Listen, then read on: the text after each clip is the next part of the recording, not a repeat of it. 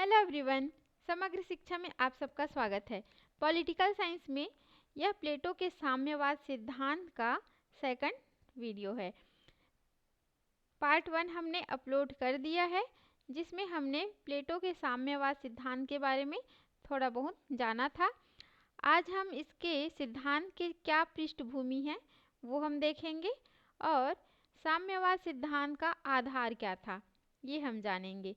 उसके बाद एक दो वीडियो और आएंगे जिसमें हम उसकी रूपरेखा, उसका उद्देश्य और उसकी कुछ आलोचनाएं के बारे में जानेंगे। तो चलिए आज हम पढ़ लेते हैं प्लेटो की साम्यवादी सिद्धांत की जो विचारधारा थी या सिद्धांत थे, तो उसकी पृष्ठभूमि क्या है। प्लेटो का साम्यवादी सिद्धांत सर्वथा एक मौलिक सिद्धांत नहीं है। यह विचारधारा उससे भी पूर्व कहाँ प्रचलित था? यूनान में प्रचलित था। स्पार्टा में स्त्रियों को राज्य हित के लिए उधार दे दिया जाता था।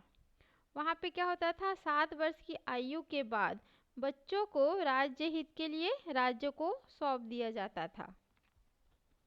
राज्य ही इन बच्चों का संपूर्ण भार उठाता था। क्रीट नामक नगर राज्य में सार्वजनिक अथवा सहकारी खेती की व्यवस्था थी। प्रसिद्ध दार्शनिक पाइथागोरस ने क्या कहा? जानिए क्या कहा।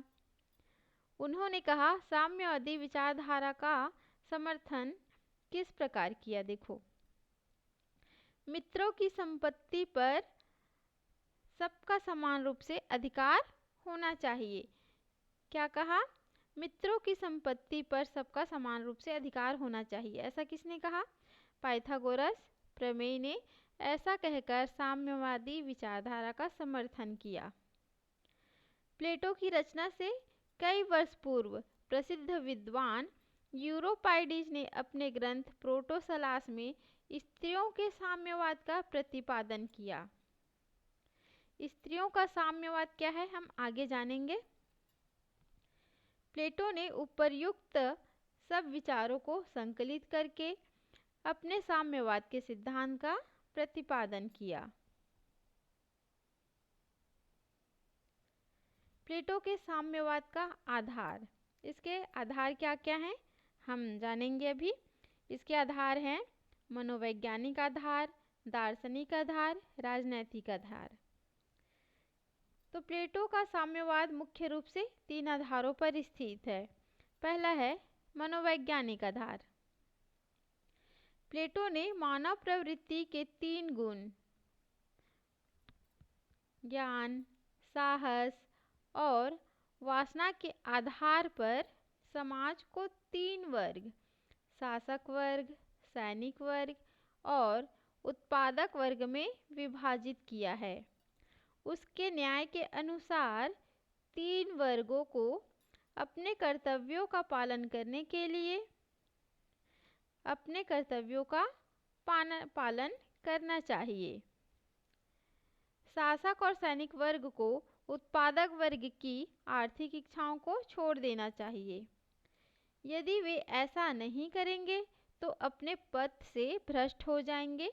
अतः शासक एवं सैनिक वर्ग को स्वार्थ से दूर रखने के लिए संपत्ति और परिवार से वंचित रखना अनिवार्य है, ऐसा इनका सोचना है। बारकर ने क्या कहा? यदि उसके 2 आदर्श राज्य के 2 प्रधान वर्ग शासक वर्ग तथा सैनिक वर्ग कुशलतापूर्वक निस्वार्थ भावना से कार्य करना है तो उन्हें साम्यवादी व्यवस्था के अंतर्गत रहना चाहिए। प्लेटो का यह पक्का विश्वास था कि सैनिक और परिवार का साम्यवाद उन्हें शासक और सैनिक वर्ग को वास्तविक रूप से स्वार्थ एवं चिंता से रहित बना देगा। राजनैतिक आधार क्या है? राजनैतिक दृष्टि से भी प्लेटो ने साम्यवाद का समर्थन किया है। वह राजनैतिक तथा आर्थिक शक्तियों को अलग अलग रखना चाहता था। उसका कहना था कि राजनैतिक तथा आर्थिक शक्तियां एक हाथ में करने से बहुत बुरे परिणाम निकलेंगे। इसलिए उसने शासक वर्ग को आर्थिक शक्तियों से वंचित रखा। उन्हें केवल राजनीतिक सत्ता सौंपी। अतः आदर्श राज्य की स्थापना के लिए साम्यवाद राजनीतिक दृष्टि से भी अनिवार्य था। तीसरा है दार्शनिक आधार। दार्शनिक प्लेटो ने अपने साम्यवाद को विशेष कार्य के सिद्धांत के द्वारा पुष्ट किया है। यहाँ पे किया है 2 बार है, तो इसको एक बार काट लेंगे। किया है। उसके अनुसार शासक वर्ग को समस्त सांसारिक तत्वों से दूर रहना चाहिए। वह अपने दार्शनिक शासकों को प्राचीन काल के कुटिया में रहने वाले सन्यासियों के निकट रखता है, जो पारिवारिक जीवन तथा संपत्ति को छोड़कर जन कल्याण की बात सोचते हैं। इस संबंध में वेपर कहता है, संरक्षक तथा सन्यासी का स्थान सर्वोच्च है। संरक्षक तथा सन्यासी को सांसारिक चिंताओं से दूर रहना चाहिए। साम्यवाद का दार्शनिक आधार भारतीय दृष्टिकोण के बहुत ही निकट है। तो ये था हमारा आज का टॉपिक, जिसमें हमने जाना उसकी पृष्ठभूमि, उसके आधार क्या क्या हैं। अगली वीडियो में हम जानेंगे इसकी रूपरेखा, इसके कुछ उद्देश्य और कुछ आलोचनाएं। ठीक है, और आगे ही जानेंगे हम दूसरे वीडियो में ये जो पत्नियों का साम्यवाद है वह क्या है, वह भी आगे समझ में आ जाएगा जब हम पढ़ेंगे प्लेटो के साम्यवाद की रूपरेखा। तो उसी में समझ में आ जाएगा, जिसमें है संपत्ति का साम्यवाद और पत्नियों का साम्यवाद। तो चलिए फिर अगले टॉपिक में फिर पढ़ेंगे प्लेटो के साम्यवाद सिद्धांत को थोड़ा सा। तो आज के लिए बस इतना ही, तब तक के लिए गुड बाय।